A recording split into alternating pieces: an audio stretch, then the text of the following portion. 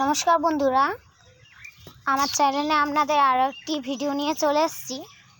খানিক আগে সকাল থেকেই মেঘটা কীরকম ছিল, তাই এখন আবার বৃষ্টি স্টার্ট হয়েছিল, ওই জন্য খানিকটা কমেছে, এখনও ঝিরঝির করে পড়ছে। ওই জন্য আমি কোনো রকম, দেখতেই তো পাচ্ছেন বৃষ্টির কীরকম মেঘটা হয়ে রয়েছে। তো আপনাদের দেখায় আমার ধনে গাছে না প্রচুর ধনে তুলে নিয়েছি, আর শুকিয়েও গেছে সব কটা অনেকটা। এই যে ধনে এখানে আর রয়েছে, এই যে ধনে, এগুলো শুকিয়ে দিয়েছিলাম বলে গাছটা পুরো শুকিয়ে গেছে। আর ওই যে গাঁদা ফুল, ওই যে ধনে কেটেছিলাম, এখন কচি ধনেগুলোই ফুল আসছে, সেগুলোও দেখাই আপনাদের। এই যে ফুল চলে আসছে, আমি কিছু তুলেছি।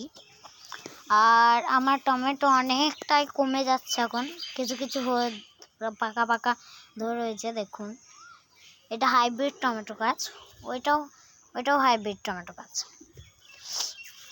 এগুলো দেশি, এই যে দেশি, যে পালং শাকের ক্ষেত।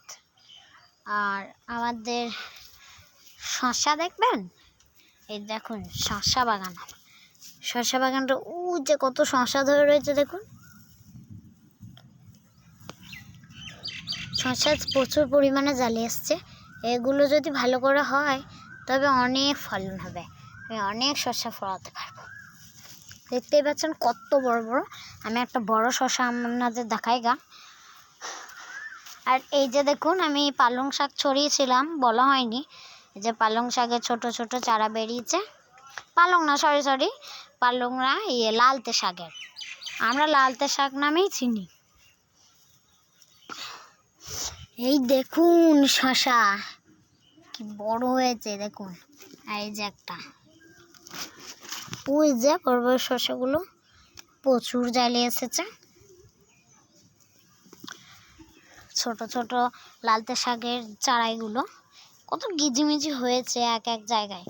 এই যে আমার ছোট্ট চারা থেকে করা গাঁদা গাছটা, তো আমি এখন বাড়িতে নিয়ে চলে যাবো, এটা ভিডিওতে তুলবো না। তো আজকের মতো এইরকমই, টাটা সবাইকে। আর যারা নতুন আমার চ্যানেলে, তারা অবশ্যই লাইক সাবস্ক্রাইবটা করে দেবেন। নমস্কার।